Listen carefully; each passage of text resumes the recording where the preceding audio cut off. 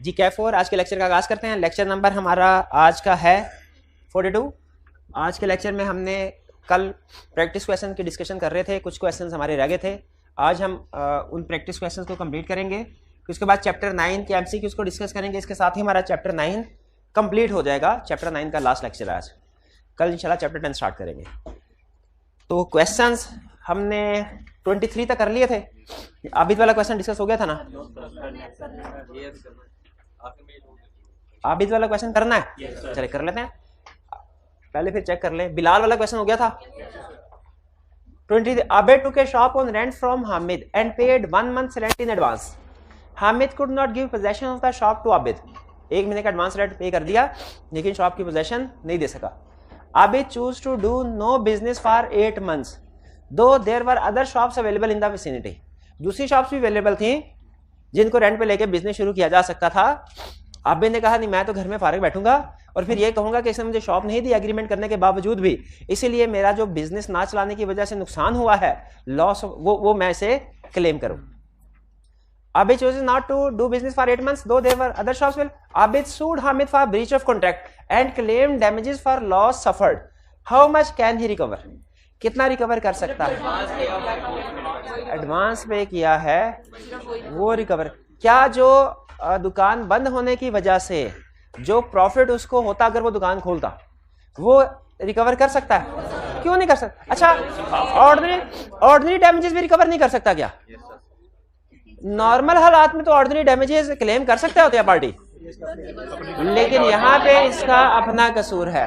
हालांकि मार्केट में और भी शॉप्स थी लेकिन जानबूझ के इसने वेट किया, तो इसमें ऑर्डिनरी डैमेजेस भी इसका अपना कसूर है। तो हमारा रूल पड़ा हुआ ना, इसमें कौन सा कंसेप्ट रेलिवेंट है कि aggrieved party should try to minimise the loss. इसने उस लॉस को मिनिमाइज करने की कोशिश नहीं की, तो ये फॉल्ट हामिद का नहीं है बल्कि आबिद का समझा जाएगा, इसलिए कोई डैमेजेस अलाउ नहीं किए जाएंगे। हाँ, जो एडवांस दिया है वो रीपे होगा। 23 क्लियर? स्पेशल डैमेजेस ऑर्डिनरी भी नहीं होंगे, स्पेशल तो है ही नहीं, ऑर्डिनरी भी नहीं होंगे क्योंकि उसे मिनिमाइज करने की कोशिश करनी चाहिए थी जो उसने नहीं किया, सिर्फ restitution. Asfa singer contacts with Behzad, the manager of theatre, to sing at his theatre for 2 nights in every week during the next 2 months, and Behzad engages to pay her ₹100,000 for each night's performance. इस तरह की case study हमने पहले भी पढ़ी। देखिए अब देखते हैं कि वो किस एंगल से सॉल्व करवा रहा है। कभी वो केस स्टडी आसफा के एंगल से सॉल्व करवाता है, कभी बेहजाद के एंगल से, कभी वो सिर्फ इतना पूछता है कि कॉन्ट्रैक्ट का स्टेटस क्या है, वॉइडेबल है, वैलिड है, कभी डैमेजेस के बारे में भी पूछ लेता है। तो इस केस स्टडी को वो डिफरेंट एंगल से पूछ सकता है, उसने डिफरेंट टॉपिक में डिफरेंट एंगल से पूछा है। अब देखते हैं क्या पूछना चाह रहा है वो। कह रहा है, on 6th night Asfa willfully absent herself from the theatre and Behzad in consequences rescinds the contract. Can Behzad claim any damages? यानी पहली चीज उसने बेहजाद के पॉइंट ऑफ व्यू से पूछा है और दूसरा डैमेजेस के ऊपर। क्या बेहजाद डैमेजेस क्लेम कर सकता है? क्या बेहजाद कर सकता? अच्छा, कॉन्ट्रैक्ट वाइडेबल था? क्यों वाइडेबल था बेहजाद के लिए? क्योंकि विलफुली एब्सेंट किया, और जब कोई ड्यू डेट पे कॉन्ट्रैक्ट को परफॉर्म ना किया जाए और टाइम एसेंस हो तो वो ब्रीच ऑफ कॉन्ट्रैक्ट, जो कॉन्ट्रैक्ट वाइडेबल है at the option of aggrieved party. कैसे पता चला इस कॉन्ट्रैक्ट में टाइम एसेंस था? गुड एंड सर्विसेज के कॉन्ट्रैक्ट में टाइम एसेंस होता है, इसीलिए इसको रिसेंड कर सकता था। रिसेंड कर सकता था कि नहीं बेहजाद? कर सकता था, रिसेंड कर दिया उसने। अब बताइए बेहजाद डैमेजेस क्लेम कर सकता है? यस कर सकता है। रीजनेबल लॉस रिकवर करवा सकता है उससे, रीजनेबल लॉस, क्योंकि इसमें मार्केट प्राइस कोई नहीं है ना, तो मार्केट प्राइस तो नहीं लिख सकते। ठीक है, सर्विसेज की नॉर्मली मार्केट प्राइस नहीं होती, ठीक है, सर्विसेज की नॉर्मली, तो इसमें reasonable loss. Clear?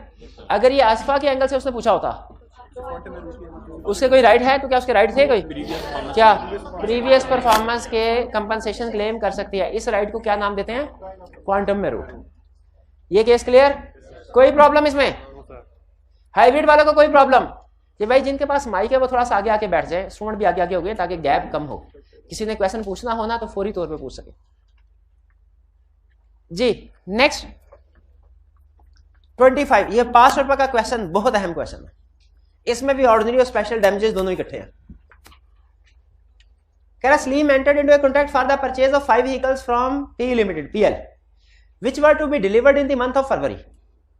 Salim also entered into another contract for onward sale of these vehicles to Jabbar Limited.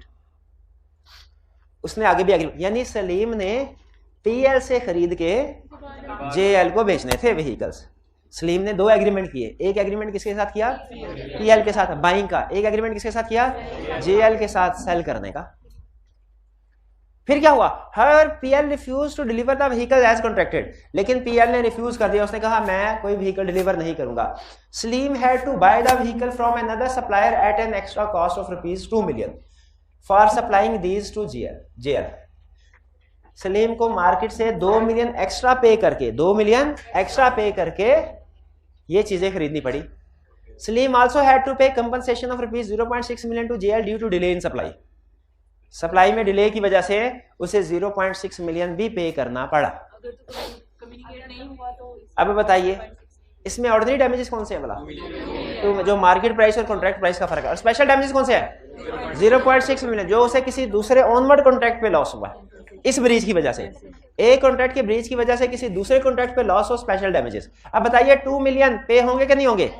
क्योंकि ऑर्डिनरी डैमेजेस है। ऑर्डिनरी डैमेजेस तो हर सूरत में पे होते हैं। स्पेशल डैमेजेस 0.6 मिलियन, क्या ये क्लेम होंगे क्या नहीं? ये डिपेंड करता है at time of contract communicate किया था कि नहीं किया था। क्वेश्चन को पढ़ के जरा बताए पूरे क्वेश्चन में कोई ऐसी इंफॉर्मेशन है जिससे पता चले कम्युनिकेट किया है कि नहीं किया? तो फिर क्या करें?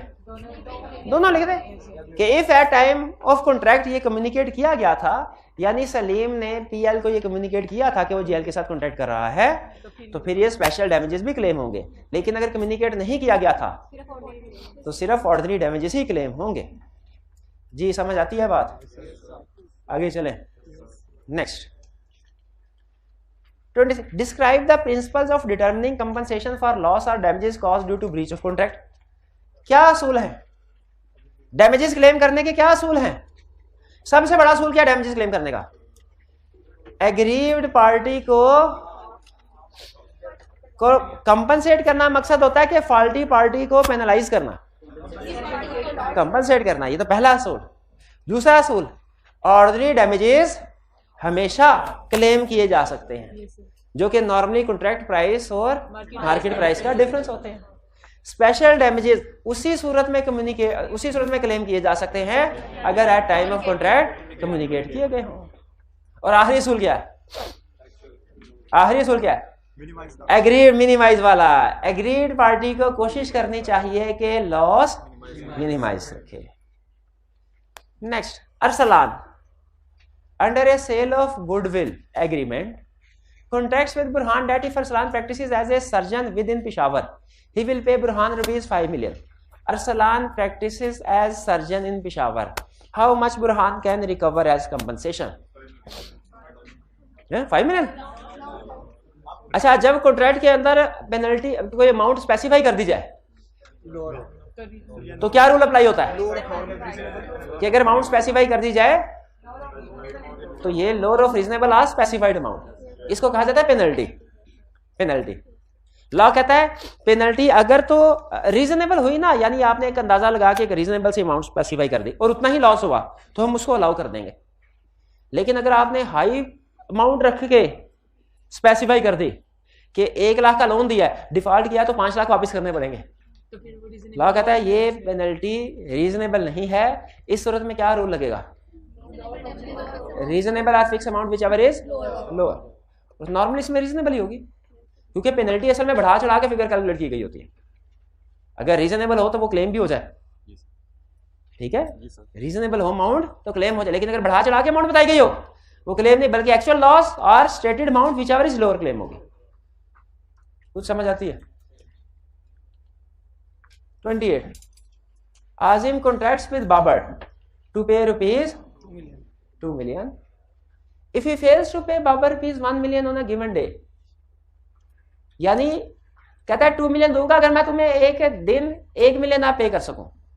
यानी इसका मतलब ये हुआ आजम ने बाबर से 1 मिलियन लिया हुआ है और कह रहा है ड्यू डेट पे 1 मिलियन ना पे कर सका तो 2 मिलियन ले लेना, 2 मिलियन ले लेना। The double amount is disproportionate to the likely actual loss.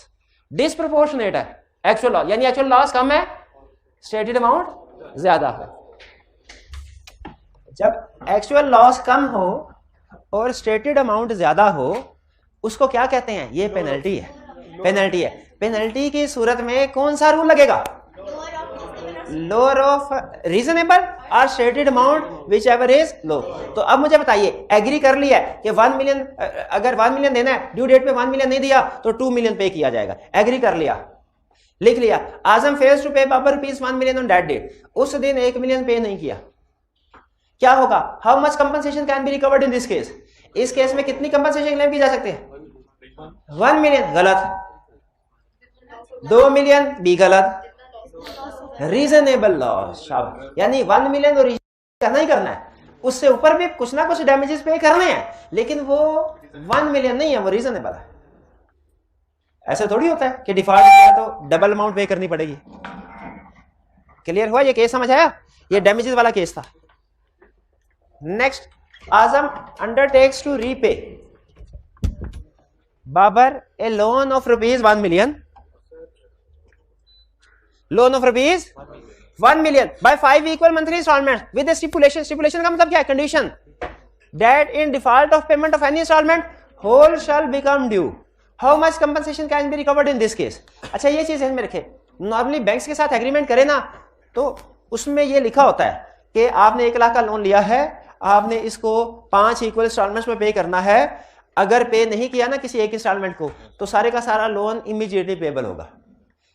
इसमें इमीडिएटली पेबल होने में कोई कबाहत नहीं है। मसला किस चीज में है? एक्स्ट्रा पे करने में। कह रहा भाई लिया 1 लाख है, 1 मिलियन है, ठीक है, और पे कितना किया जाएगा?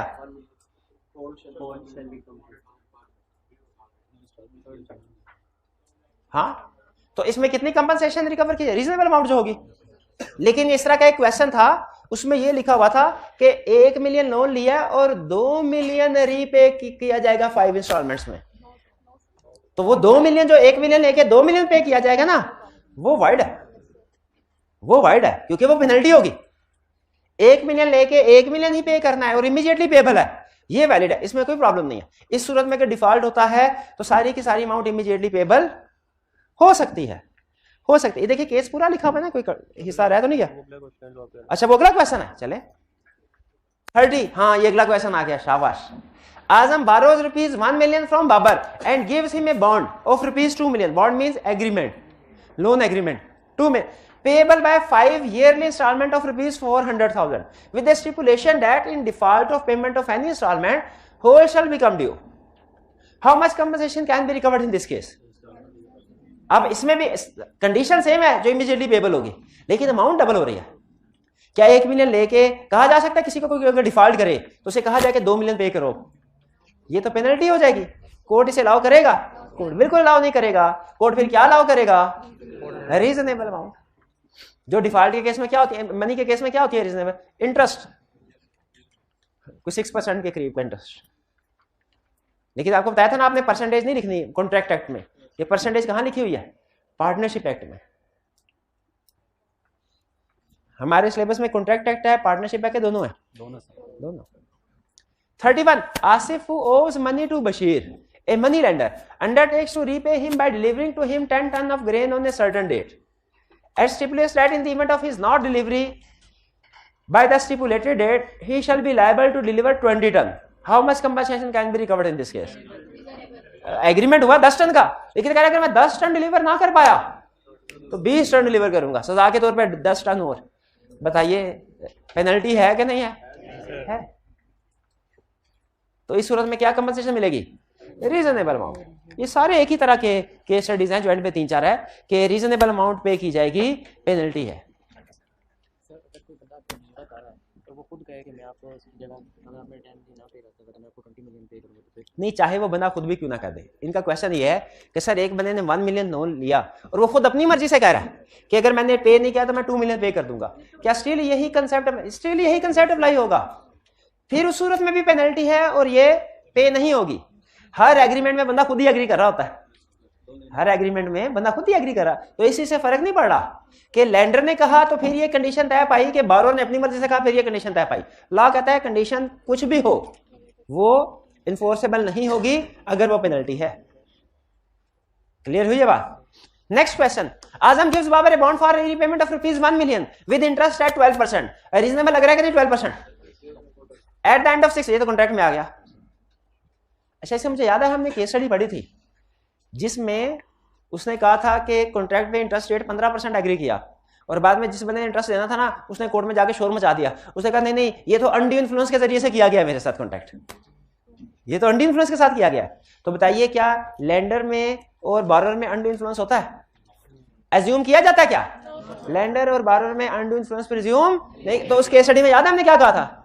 हमने कहा था इसमें अनड्यू इन्फ्लुएंस प्रिज्यूम नहीं किया जाएगा, वैलिड है। हाँ, अगर अनड्यू इन्फ्लुएंस है तो फिर प्रूव करना पड़ेगा, बारोवर को प्रूव करना पड़ेगा।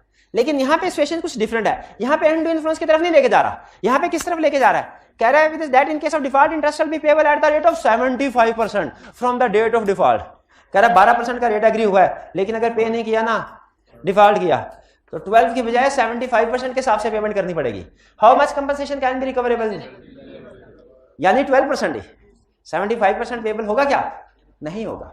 75% पेनल्टी है, ये पे नहीं होगी, बल्कि इसकी बजाय रीजनेबल अमाउंट ही पे की जाएगी। भाई क्लियर है? समझ आई है? आज आप ठंडे पड़े हुए हैं सारे, 2 दिन हो गए हैं इसको। क्या करूं मैं, करवाना तो है। एक एक क्वेश्चन जी। अगर मार्केट रेट 7-8%, देखिए एग्री फर्स्ट टाइम कर ले जो रीजनेबल, वो ठीक है। एग्री करने के बाद अगर ये लिखा डिफॉल्ट किया तो रेट बढ़ेगा, वो गलत है। रेट कुछ भी हो, पहले भी रेट कुछ भी हो, बाद में भी कुछ भी हो, उससे फर्क नहीं पड़ता। लेकिन अगर एग्री किया हुआ 10% और कहा डिफॉल्ट होगा तो 15% पे किया जाएगा, ये पेनल्टी है। लेकिन अगर एग्री हुआ 20% है, 20% ही पे किया जाएगा, वो नहीं है पेनल्टी।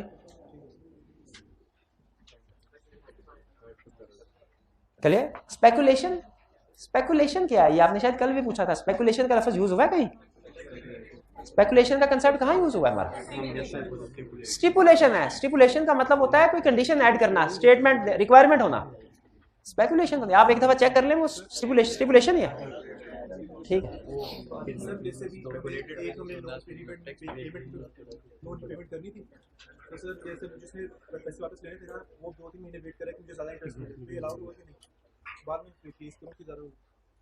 हमने पेमेंट करनी थी एक बंदे को ड्यू डेट पे, हम पेमेंट करना चाह रहे हैं, वो बंदा पेमेंट नहीं ले रहा।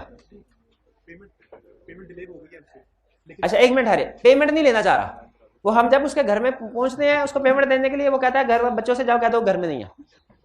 अब डिले हो गया, क्या हम इंटरेस्ट पे करने के लिए लायबल है? नहीं, टेंडर ऑफ मनी है, इस सूरत में हमारी रिस्पॉन्सिबिलिटी नहीं है। ठीक है, आगे चले। अब हमने उसे पे करना है, ठीक है, हम डिले हो गए, ठीक है, हमारी वजह से डिले होगा। अब केस में थोड़ा चेंज, अब डिले हमारी वजह से हुआ। अब उसने जो जिसने लेने वाले पूछ भी नहीं रहा।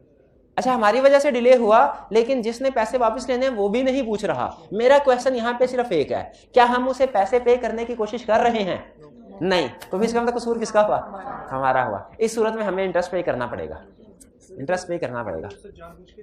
नहीं, वो तो जाहिर है, वो हर रोज थोड़ी आपको आके कहेगा कि पैसे दो। ये तो आपकी जिम्मेदारी है ना कि आपने जाके उसको ड्यू डेट पे पैसे देने हैं। ठीक है, डिफॉल्ट आपकी तरफ से हुआ जब आपने ड्यू डेट पे उसको पेमेंट नहीं किया। नॉमिनल डैमेजेस क्या होते हैं? ये पहले हमारे सिलेबस में होते थे, अब नहीं होते। कहाँ पे डैमेज एमसीक्यू में हुआ कहीं? नॉमिनल डैमेज होता है बराए नाम। बराए नाम आपने कभी किसी केस में ये सुना अदालत ने सही तफ्तीश ना करने पर एसएचओ को सजा दी कि अदालती कार्रवाई खत्म होने तक वो खड़ा रहेगा? ये कभी बहस का सजा होती है, और वैसे भी वो बेचारा खड़ा ही रहता है। सजा ना भी मिले ना, फिर भी उसने खड़ा, उसके लिए कोई कुर्सी वगैरह इंतजाम नहीं होते। ये होती है अलामती सजा, इसे नॉमिनल डैमेजेस कहते हैं। बाज़ औक़ात ऐसा होता है किसी को डैमेजेस पे तो किए जाते हैं, लेकिन 10 रुपए 50 रुपए, इन्हें कहा जाता है नॉमिनल डैमेजेस। इन्हें क्या कहा जाता है? Nominal damages. ठीक है, अगर फर्ज कीजिए एक गाड़ी चल रही है, 1 वे की खिलाफ वर्जी कर रही है, और आप क्या कर रहे हैं, हालांकि उस बिजी रोड के ऊपर ओवरहेड ब्रिज है, आप ओवरहेड ब्रिज पे जाने की बजाय सड़क के जरिए से उसको क्रॉस करने की कोशिश कर रहे हैं। अब वो भी 1 वे की खिलाफ वर्जी कर रहा है, दोनों की टक्कर हो गई, आपने उसके खिलाफ केस फाइल कर दिया। आपने कहा सर इसने मुझे जख्मी किया है, तो मेरे जितने खर्चात हुए अस्पताल के, इसे मुझे लेके दिए जाए। अदालत ने कहा भाईजान आपका उसका कसूर तो है, आपका भी तो उसमें कसूर है, दोनों पार्टीज का एक बराबर कसूर है, तो हम अगर उसको पेनल्टी इंपोज करेंगे तो आपको भी करेंगे। आपका भी तो फर्ज था कि आप ओवरहेड ब्रिज से जाते। ठीक है, तो इस तरह की सिचुएशन में जब नुकसान हुआ एग्रीड पार्टी का, लेकिन उसमें उसका अपना भी फॉल्ट था, या उसमें दूसरी पार्टी का फॉल्ट नहीं था, अनजाने में उससे नुकसान आपका हो गया। उस सूरत में कोर्ट सिर्फ बराए नाम डैमेजेस अलाउ करता है, इसे नॉमिनल डैमेजेस कहते हैं। इसमें हैवी पेनल्टी पे क्यों भला? क्योंकि या तो उसमें आपका भी कसूर है या उसमें उसका भी कसूर नहीं था। ठीक है, कुछ इस तरह की सिचुएशन नॉमिनल डैमेजेस से कहते हैं। पहले हमारे सिलेबस में होता था, अब नहीं है। और भी डैमेजेस होते थे, एग्जाम्पलरी डैमेजेस, वो हम हमारे सिलेबस में। जी स्टार्ट करें MCQs. The main objective of awarding damages is to compensate monetary loss of aggrieved party, या to punish the party responsible for breach of contract, या to honour the petition of aggrieved party, या to put aggrieved party in a better position. नहीं, अच्छा petition क्या होती है? Court में जब कोई एप्लीकेशन फाइल की जाती है, एप्लीकेशन को लीगल लैंग्वेज में पिटीशन कहा जाता है। तो डैमेजेस का असूल क्या है? To compensate monetary loss of aggrieved party, ये पनिश करना नहीं है। करेक्ट ऑप्शन क्या हुई? A. Second, in a breach of contract of sale, contract of sale breach हुई है। General rule for measuring damages is difference between contract price and market price, difference between purchase price selling price, difference between selling price market price, difference between cost price selling price और market price। सारे question हमने इसी rule के मुताबिक किए, याद है ना? Third, damages which naturally arose in the usual course of things, ordinary damages, A option correct। For such damages which the parties knew when they made the contract, at time of contract जो parties को पता था कि ये damages हो सकते हैं breach की वजह से, to be likely result from breach are called special damage। ये हमें at time of contract के लफ्ज़ से पता चला, क्योंकि ये तो at time of contract जो बताए जाते हैं वो special damages का ही बताना जरूरी होता है।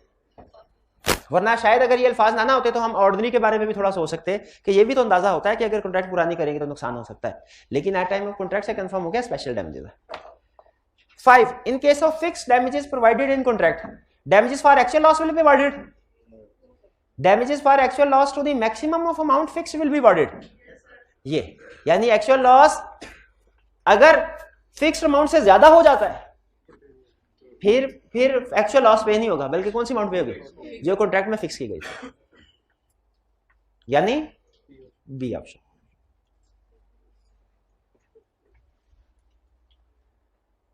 नेक्स्ट, हाँ ये क्वेश्चन आ गया, ध्यान से पढ़िएगा जरा, ये अहम क्वेश्चन है, बल्कि ये छोटी सी केस स्टडी है। कह रहा है mister B agree to supply spare part of machine to mister A on 5 September at a particular price. Mister B fails to deliver spare parts on due date, due date पे spare parts उसने deliver नहीं किए। देखिए कुछ चीजें ऐसी होती हैं जिनकी जो मार्केट में आप किसी दूसरे सप्लायर से ले सकते हैं, कुछ चीजें ऐसी है जो मार्केट में दूसरे सप्लायर से आप नहीं ले सकते। जैसे अगर आपने कोई मशीनरी सैमसंग से खरीदी है तो उसके स्पेयर पार्ट्स आपको सैमसंग से ही मिलेंगे, उसमें कोई नोकिया का फिट नहीं कर सकते स्पेयर पार्ट आप, किसी दूसरे सप्लायर का नहीं। तो अगर मार्केट में कोई चीज ऐसी है जो सप्लाई करने की एग्री लेकिन वो मार्केट में मिल रही है, तो रूल क्या लगेगा? कॉन्ट्रैक्ट प्राइस और मार्केट प्राइस का फर्क कंपनसेशन होगी। लेकिन अगर कोई ऐसी चीज है जिसकी मार्केट है ही नहीं, उसी बंदे से मिलनी है और वो सप्लाई नहीं करता, फिर मार्केट प्राइस और कॉन्ट्रैक्ट प्राइस का रूल नहीं लग सकता। क्यों? वो चीज मार्केट में अवेलेबल ही नहीं है। फिर क्या रूल लगता है भला? रीजनेबल लॉस, ये डैमेजेस के तौर पे पे होगा। क्या पे होगा भाई? ये बात समझ आ रही है? ये स्पेयर पार्ट्स का केस है। There is a breach of contract and mister A filed suit against mister B for the compensation of losses. Mister A claimed that due to non availability of spare parts machine could not function.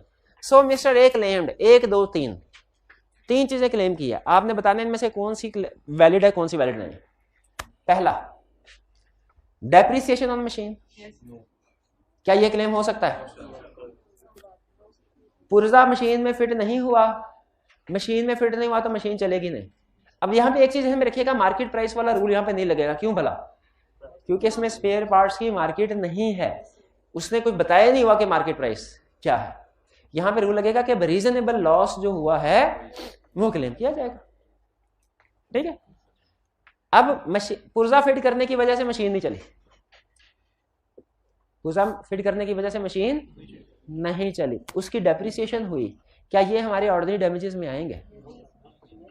क्या ये breach of contract की वजह से नुकसान हुआ है कि नहीं? डायरेक्ट उसकी वजह से नुकसान हुआ है, डायरेक्ट। ठीक है, यानी ये पुर्जे का ताल्लुक देखें, पुर्जा मशीन में फिट करें तो फिर मशीन चलेगी, पुर्जा नहीं आया मशीन पे, जिस तरह का भी नुकसान हुआ वो डायरेक्ट लॉस में आएगा, ऑर्डिनरी डैमेजेस में आएगा। और इस मशीन के ना चलने की वजह से जो कॉन्ट्रैक्ट पूरे नहीं हुए आगे उन पे नुकसान हुआ है, वो स्पेशल डैमेजेस है। Ordinary damages in any case allow होंगे। मशीन के बंद होने की वजह से मशीन पे जो जो खर्चा आता गया वो ऑर्डिनरी डैमेजेस है, लेकिन मशीन के बंद होने की वजह से जो दूसरे कॉन्ट्रैक्ट पूरे नहीं हुए वो स्पेशल डैमेजेस हैं। दोनों में फर्क समझ आ रहा है? तो यहां पे पुर्जा सप्लाई नहीं किया था, इसकी वजह से मशीन बंद रही। जो डेप्रिसिएशन है क्या वो ऑर्डिनरी डैमेजेस में इंक्लूड किया जाएगा? क्लेम हो सकता है। अच्छा, मशीन बंद रही, उसकी डेप्रिसिएशन, उसको जो वहां पे दिहाड़ीदार मजदूर बिठाया था हमने मशीन को चलाने के लिए, वो भी सारा दिन आके फारिग बैठ के चला जाया करता था, उसको भी जो पैसे दिए ऑर्डिनरी डैमेजेस में है कि नहीं? क्योंकि वो भी मशीन से रिलेट कर रहे हैं। वो जो मजदूर है वो मशीन से रिलेट कर रहा है ना, तो वो भी स्पेयर पार्ट्स ना आने की वजह से डायरेक्टली मशीन का लॉस है, ये भी ऑर्डिनरी डैमेजेस में आएगा। हाँ, अगर उस मजदूर को आप निकाल सकते थे और नहीं निकाला फिर ये क्लेम में शामिल नहीं होगा, फिर कोर्ट इसको अलाउ नहीं करेगी। लेकिन इस बारे में क्वेश्चन साइलेंट है, तो प्रोबेबली ये फिक्स सैलरी वाला मजदूर है। लिखा हुआ डेली, हाँ सैलरी है, बिल्कुल बिल्कुल बिल्कुल सैलरी है ना। हाँ, fix expense such as salary fix है, तो ये फिक्स है, इसको अवॉइड नहीं कर सकते। इसको अगर मजदूर को छुट्टी भी दे देते उसके बावजूद भी उसको सैलरी देनी थी। तो ये भी डेप्रिसिएशन के साथ साथ फिक्स एक्सपेंस यानी जो सैलरी वगैरह है जो अवॉइड नहीं कर सकते आप, ये भी क्लेम में शामिल होगा। ये भी होगा। और तीसरा, loss of profit due to non function of machine. अगर ये कम्युनिकेट किया गया होता तो फिर होता, नहीं कम्युनिकेट किया तो ये क्लेम नहीं होगा। और बताइए क्वेश्चन को देख के क्या कम्युनिकेट किया गया? कम्युनिकेट नहीं किया गया, तो ये क्लेम। तो फिर कौन कौन सा क्लेम हो सकता है डैमेजेस? डेप्रिसिएशन और फिक्स सैलरी, क्योंकि डेप्रिसिएशन और फिक्स सैलरी वो डायरेक्टली दोनों मशीन से रिलेट कर रहे हैं। जो प्रॉफिट कॉन्ट्रैक्ट्स पूरे करने थे मशीन ने वो इनडायरेक्ट आ जाता है।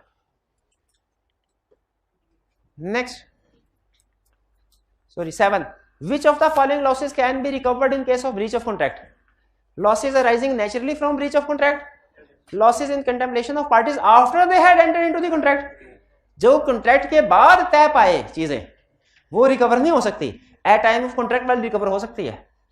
Losses arising naturally from the breach, ये तो आपको पता है ऑर्डिनरी डैमेजेस की डेफिनेशन है, ये तो क्लेम हो ही सकता था। अगर बी के साथ ये लिखा होता ना एट टाइम ऑफ कॉन्ट्रैक्ट, तो फिर बी भी क्लेम हो सकता था। अब बी क्लेम सिर्फ ए क्लेम हो सकता है, रिमोट लॉसेस और इनडायरेक्ट लॉसेस क्लेम नहीं होंगे। करेक्ट ऑप्शन क्या हुई?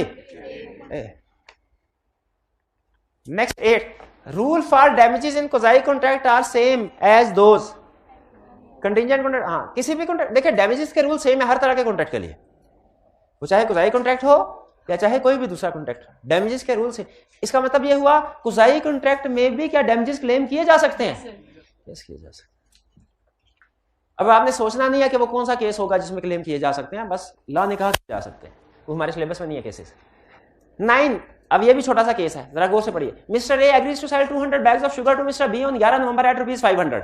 एग्रीमेंट हो गया कि 500 के हिसाब से 200 बैग्स सेल किए जाएंगे। Mister B is to make payment on delivery of sugar bags, payment delivery पे होगी। Before the due date the price of sugar has increase to ₹600 per bag, प्राइस बढ़ गई। Mister A refuses to supply sugar to mister B, mister A ने कहा मुझे वारा नहीं खाता, मैं आपको सप्लाई नहीं। क्या सुपरवीनिंग इम्पॉसिबिलिटी अप्लाई होती है? नहीं होती। तो अब क्या करना पड़ेगा? डैमेजेस पे करना पड़ेंगे ए को। There is breach of contract and mister B is not entitled to claim any amount, ये गलत है, क्लेम कर सकता है। Entitled to claim ₹600 per bag, नहीं 600 में तो उसकी प्राइस भी शामिल है ओरिजिनल, वो तो सिर्फ डिफरेंस है कॉन्ट्रैक्ट प्राइस और market price. Entitled to claim ₹100, not entitled to claim, तो सी ऑप्शन करेक्ट है। 100 क्या है बेसिकली? 500 और 600 मार्केट प्राइस कॉन्ट्रैक्ट प्राइस का फर्क। टोटल डैमेजेस कितने क्लेम करेगा ये? 100 इंटू 200, ये आ जाएगा 20,000। Next 10th question, amount of damages fixed by parties at time of making a contract is not by way of penalty if, जो amount fix की जाती है ना, कहता है वो पेनल्टी नहीं है अगर क्या हो, it is extravagant and unreasonable in amount as compared to maximum possible loss that may rise। अगर बहुत ज्यादा हाई अमाउंट हो तो ये पेनल्टी होगी कि नहीं होगी? पेनल्टी, तो उसने क्वेश्चन में क्या पूछा है? पेनल्टी नहीं, तो ये ऑप्शन गलत। B, the higher interest rate has been stipulated in case of default. अगर डिफॉल्ट के केस में कहा जाए हायर इंटरेस्ट रेट पे किया जाएगा, ये पेनल्टी है? बिल्कुल है, इसका मतलब ये भी हमने सेलेक्ट नहीं करना, हम वो ढूंढे जो पेनल्टी नहीं है। The breach consist of not paying a sum of money and amount fix is double the amount of that sum of money, ये भी penalty. D the amount is genuine pre estimate of the probable loss, genuine pre estimate of the probable. अच्छा है वैसे ये भी, चूंकि contract में specify कर दिया ना, तो इसके लिए नाम, इसके लिए भी पेनल्टी यूज किया जाएगा, लेकिन इसकी इसमें और बाकियों में क्या फर्क है, ये रीजनेबल, ये कोड अलाउ करेगा। अगर आपने रीजनेबल एस्टिमेट करके इंक्लूड किया गया, इसको कोड अलाउ करेगा, ए बी सी को अलाउ नहीं करेगा, क्योंकि ये रीजनेबल नहीं है। समझ आई? 11 in case of breach full amount is stipulated in the contract, in case of breach full amount is to be paid as stipulated in the contract if, यानी ब्रीच में ऐसा भी केस हो सकता है कि जब जो फुल अमाउंट कॉन्ट्रैक्ट में स्पेसिफाई की गई है डैमेजेस वाली, वो पेएबल होगी। कब ऐसा हो सकता है? The amount relates to bond given by Pakistani citizen to another, नहीं, अमाउंट रिलेट्स टू रिकॉग्निजेंस, ये पता नहीं क्या है। The amount is by way of penalty, नहीं, जो पेनल्टी हो तो फिर फुल अमाउंट पे होगी जो लिखी हुई, ऐसे होगा क्या?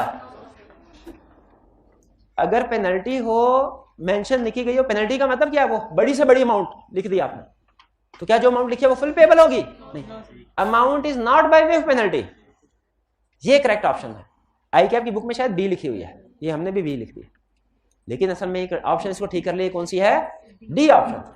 कि अगर जो अमाउंट आप कॉन्ट्रैक्ट में स्पेसिफाई करते हैं कि एट टाइम ऑफ पे की जाएगी, अगर ये अमाउंट पेनल्टी है तो पे नहीं होगी।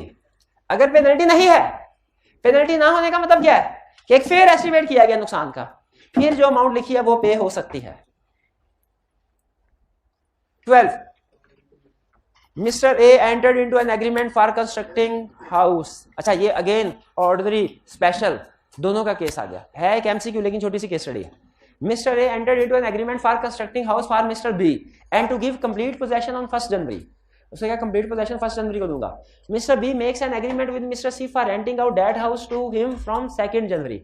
मिस्टर बी ने आगे सी के साथ एग्रीमेंट कर लिया, ए से घर बनवाना है और आगे सी को रेंट आउट करना। This fact is in the knowledge of mister A, special damages allow हो गए। The house was badly constructed and collapsed before 1 January. Mister B is entitled to get compensation for, collapse हो गया घर, अब mister B को कौन सी compensation मिलेगी? Cost of reconstructing the house, ये मिलेंगे, ये तो ऑर्डिनरी डैमेज है। लॉस ऑफ रेंट, ये लेकिन चूंकि कम्युनिकेट किया गया था वो मिलेंगे। और compensation which mister D was to pay mister C for not renting out the house, ये भी अलाउ, ये भी स्पेशल डैमेजेस है, लेकिन चूंकि at time of contract communicate कर दिया गया था, ये भी अलाउ होंगे। तो करेक्ट ऑप्शन हमारी क्या हुई? D, all of the above. क्या क्वेश्चन ये, क्या पेनल्टी किसी भी केस में अलाउड नहीं होगी? एक केस में अलाउड हो सकती है, अगर वो रीजनेबल हो, फेयर एस्टिमेट हो।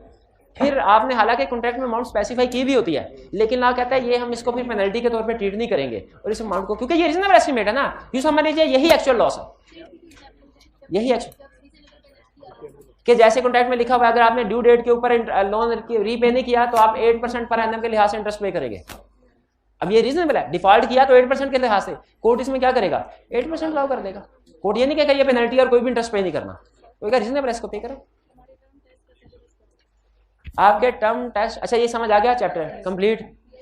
नेक्स्ट आज नहीं स्टार्ट करना, नेक्स्ट चैप्टर चले, कल फ्रेश माइंड के साथ फ्रेश चैप्टर स्टार्ट करें, ठीक है। टर्म क्या पूछा आपने? असेसमेंट टेस्ट, टर्म टेस्ट का सिलेबस, वो टर्म टेस्ट अनाउंस हो गए, कब होंगे आपके? नेक्स्ट वीक में उन्होंने बता दिया। अच्छा, यानी नेक्स्ट वीक में जो आपको प्लान दिया गया उसमें नेक्स्ट वीक में टर्म टेस्ट है। तो हमारे जो टर्म टेस्ट होते हैं ना, उनका असूल होता है असेसमेंट टेस्ट और टर्म टेस्ट का, ये एग्रीगेट बेसिस पे होते हैं। एग्रीगेट बेसिस का मतलब है कि अब तक जितने भी टॉपिक आपने पढ़े हैं वो सारे उसमें शामिल होंगे। तो नेक्स्ट 1 मंथ वीक में जो आपका टर्म टेस्ट है उसमें चैप्टर 2 से लेके चैप्टर 9 तक सब कुछ शामिल है, चैप्टर 2 से चैप्टर 9। क्योंकि वीकली टेस्ट में और टर्म टेस्ट में ये फर्क होता है। वीकली टेस्ट सिर्फ जो ऑनगोइंग चैप्टर कंप्लीट हुआ है उसी का टेस्ट होता है, जबकि टर्म टेस्ट एग्रीगेट बेसिस। तो ये नोट कर लीजिए। आज का लेक्चर यहाँ पे खत्म करते हैं हम। अल्लाह हाफिज।